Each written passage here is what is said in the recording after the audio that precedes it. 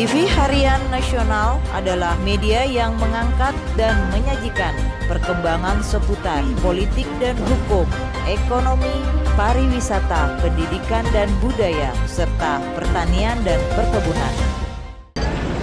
Ini mulu.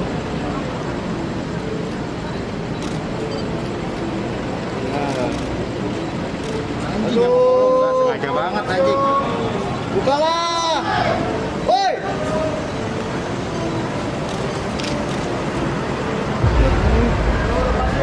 Buka dong. Buka dong. Pak, buka, Buka dong. buka, Pak. Rolet. Ayo Bang, betul Bang.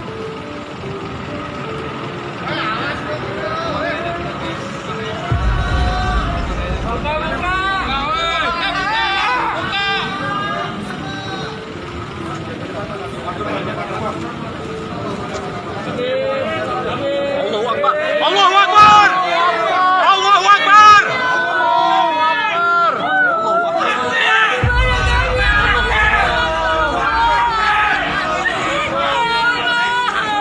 Kita juga belum mengerti kenapa Habib Rizik ditetapkan tersangka oleh polisi dalam konteks ini, ya. Karena di sini kan kalau polisi menetapkan tentang pasal kerumunan itu, ya, pasal undang-undang pasal 93. Undang-Undang Nomor 6 2018 tentang kekarantinaan kesehatan, ya, itu berarti yang disangkakan adalah tentang berkerumun. Nah, pencegahan berkerumun ini bukan tugas Habib Rizik. Yang mencegah berkerumun itu adalah petugas gugus COVID. Polisi bubarkan, atau Pol PP yang bekerja sama, itulah istilah petugas gugus COVID. Dia mencegah. Nah, ya. Kalau jadi pasal itu pasal pencegahan tentang berkerumun. Pasal itu diberlakukan terhadap untuk dicegah. Nah, sekarang yang tidak melakukan pencegahan itu kan adalah pihak polisian itu sendiri. Semestinya dia upaya dulu dibubarkan. Begitu dia bubarkan, polisi mau membubarkan, masyarakat ini tidak mau, barulah bisa diterapkan pasal perbuatan tentang melawan pencegahan berkerumun. Nah, tapi di sini ternyata itu tidak ada pencegahan, bahkan petugas gugus COVID membagikan masker. Nah, di situ. Kemudian dari mulai mereka Habib datang dari Bandara Soekarno-Hatta, disambut oleh masyarakat begitu banyak sampai diantar ke Petamburan. Itu tidak ada larangan daripada petugas. Nah, jadi pasal ini tidak bisa diterapkan dengan Habib. Kemudian tentang ketentuan pasal karantina. Undang-undang tadi, kalau melanggar ketentuan undang-undang pasal tentang kekarantinaan itu, berarti karantina itu, karena arti karantina adalah di suatu tempat terpencil. Nah, sementara di Petamburan tidak ada tempat karantina. Bagaimana melanggar pasal karantina?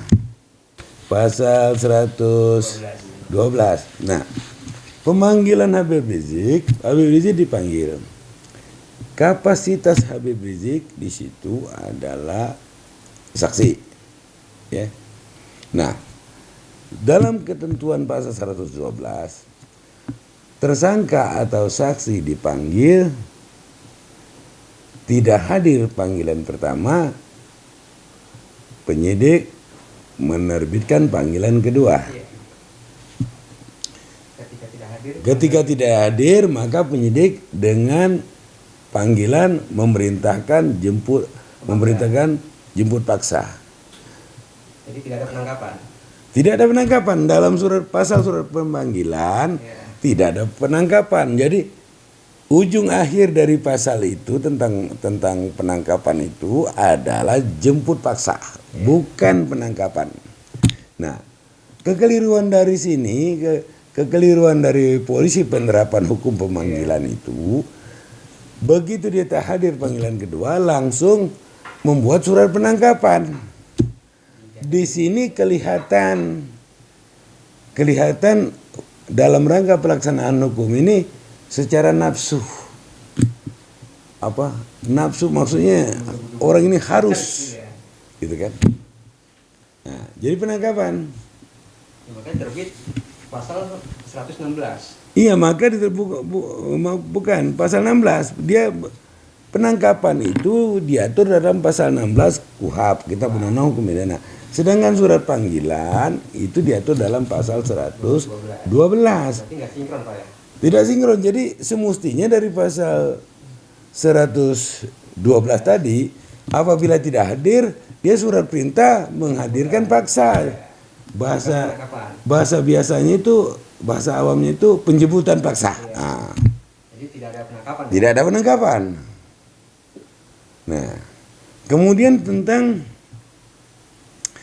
saksi, dia kapasitasnya dipanggil saksi. Tiba-tiba dia ditetapkan tersangka. Sampai detik ini polisi tak pernah memberitahukan kepada pihak dan juga tak pernah diumumkan apa dua alat bukti untuk menetapkan Sebagai tersangka. Habib Rizik sebagai seorang ulama tersangka. Habib Rizik ini kan bukan penjahat. Habib Rizik bukan penjahat. Beliau adalah seorang ulama yang beriman, bukan penjahat. Nah, di sini itu dasar background kami untuk keyakinan kami untuk membela Habib Rizik. Sebagai kuasa hukum. Ya, sebagai kuasa hukum. Ya, dia bukan penjahat. Kalau dia bukan penjahat, kenapa diterapkan pasal 160? Pasal 160 KUHP itu tentang kejahatan. Nah, pasal 160 KUHP ancaman hukumannya 6 tahun. Ini sebenarnya pasal yang kriminalisasi. Pasal yang dicari-cari bagaimana menahan Habib Rizik. Sedangkan dalam undang-undang karantina berkerumun tadi itu tidak bisa ditahan karena itu pelanggaran. Pelanggaran peraturan Covid, bukan kejahatan. Nah, pasal 160 KUHP lah baru kejahatan. Sampai detik ini polisi belum mengumumkan barang buktinya apa. Sekarang pasal yang disangkakan, pasal 160 yang disangkakan itu barang siapa di muka umum menghasut orang baik tulisan maupun lisan untuk melakukan perbuatan pidana atau untuk melawan pejabat umum. Sekarang pasal penghasutan. Apa sih cerita hasutan lisan atau tertulis? Kata-kata apa yang buat hasutan ini? Arti hasutan itu adalah berupa ucapan. Ya. Apa yang disampaikan Habib Rizik? Sehingga menghasut orang untuk berbuat pidana. Siapa yang dihasutnya yang sudah melakukan perbuatan pidana? Apakah santri-santri itu? Apakah jemaah para ulama-ulama kiai-kiai yang menyambut dia di sana? Siapa yang dihasutnya? Tak jelas, tidak dijelaskan. Di mana tempat dia menghasut? Ya kan gitu. Nah, kalau tempat dia menghasut di Megamendung, tempat dia menghasut di Petamburan, untuk dia melanggar Covid berarti pasal tadi balik ke pasal undang-undang karantina. Bukan yang pasal kejahatan tadi. Nah, kalau dia pasal yang disangkakan pasal karantina tadi, dia tidak boleh ditahan. Karena ancaman hukumannya cuma 1 tahun, ada yang 4 bulan. Sedangkan untuk syarat penahanan berdasarkan pasal 21 KUHP 5 tahun ke atas baru bisa ditahan. Atau kena 13 pasal yang ada di KUHP itu. Itu. Jadi di sini kita melihat bahwa ini seperti apa namanya itu ya, mengejar Habib Rizik ini seperti penjahat. Habib Rizik bukan penjahat. Seperti hantu Pak ya. Seperti penjahat. Akhirnya dikejar Habib Rizik ini.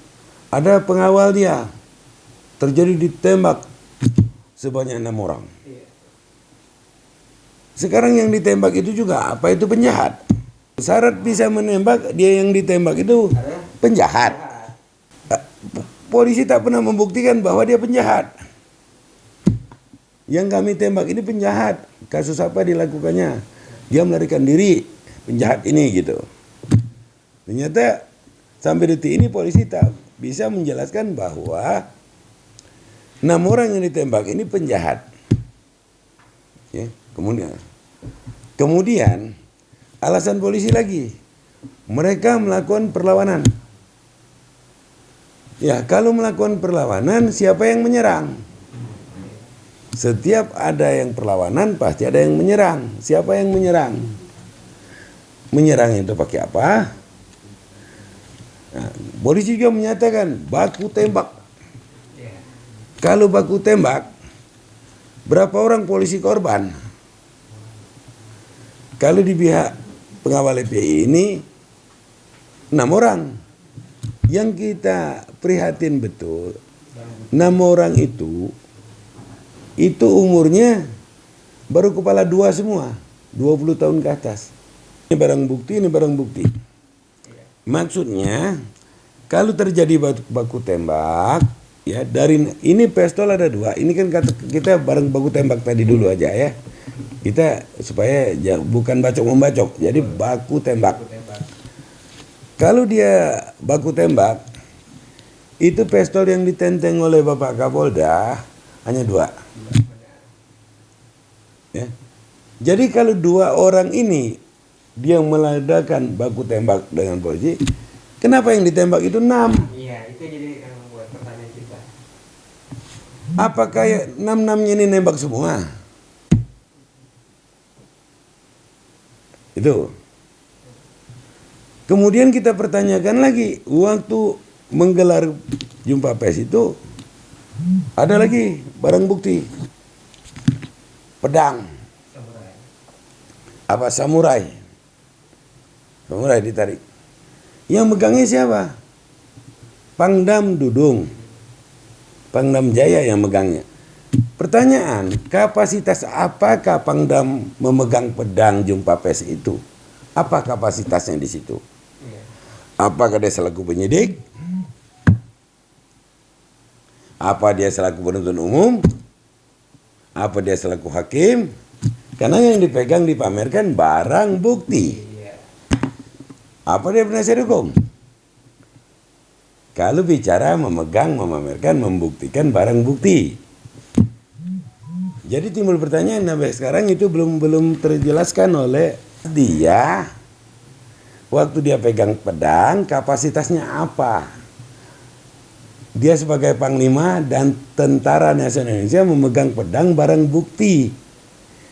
Seharusnya Bang Ini panglima TNI.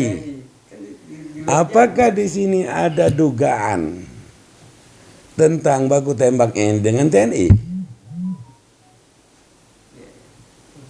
Apakah dituduh baku tembak ini dengan TNI atau pedang yang digunakan untuk menyerang TNI? Sehingga panglima yang menarik pedang, menjumpa pers kan itu.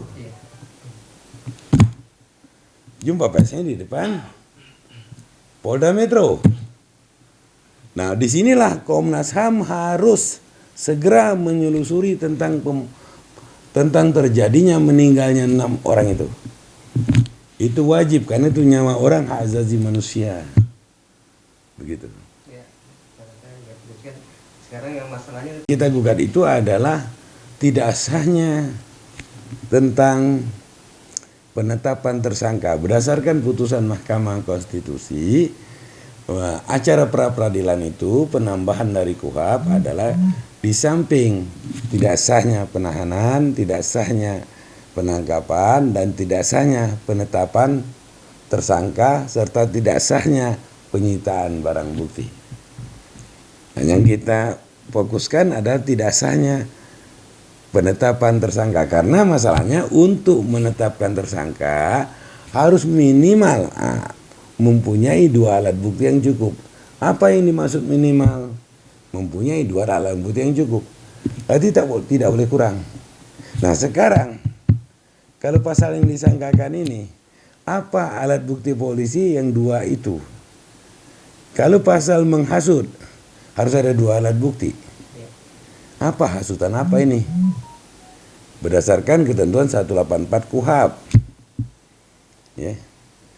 Kalau 2 alat bukti tentang berkerumun, ya, tentang berkerumun nih, berkerumun. Alat buktinya apa? Tentang berkerumun. Alat buktinya kan pasti dari yang di syuting TV itu. Ya. Nah, kemudian apalagi Habib Rizik sudah membayar denda 50 juta. Itu. Nah, seseorang tidak boleh dihukum 2 kali dalam perbuatan yang sama. itu teratur dalam undang-undang, Pak. Ya, jadi dalam suatu perbuatan tidak boleh dihukum 2 kali. Nah, kalau alasannya berkerumun, dia sudah didenda oleh Pemda DKI. Arti denda hukuman denda. Sudah dia bayar. Karena begini, Pak, karena biasa kalau denda itu masuknya ke Dalam hal undang-undang korupsi. Ada. Sudah dihukum berdenda. Ada. Jadi denda ini istilahnya ini kan begini. Ini hukuman denda, dia sudah melakukan itu. Nah, sedangkan ini disangkakan lagi tentang undang-undang pelanggaran protokol kesehatan itu. Apabila berkerumun nanti di ancaman hukumannya 4 bulan dan denda sekian. Berarti kan 2 kali nih. 2 kali. Sedangkan dia sudah melaksanakan. Di situ yang saya maksud. Ya. Saya sudah 33 tahun praktik hukum. Tapi baru kali ini melihat kejadian seserius ini. Ya. Kelihatan seserius ini. Maksudnya Pangdam, Panglima Kodam dengan Kapolda duet terus jumpa pers. Dalam satu kasus. Kasusnya apa? Kasusnya FPI, Front Pembela Islam. Yang lokomotifnya adalah Imam Habib Rizik. Ya kan? Seperti apa sih kasus ini? Kenapa ini dijadikan kasus? Sebenarnya peristiwa ini bukan kasus, tapi kasusnya diciptakan. Kenapa? Andai kata waktu awal itu Habib Rizik dari airport itu tidak datang, hanya boleh menjemput orang 15 keluarganya saja, kata petugas, tidak akan terjadi ini.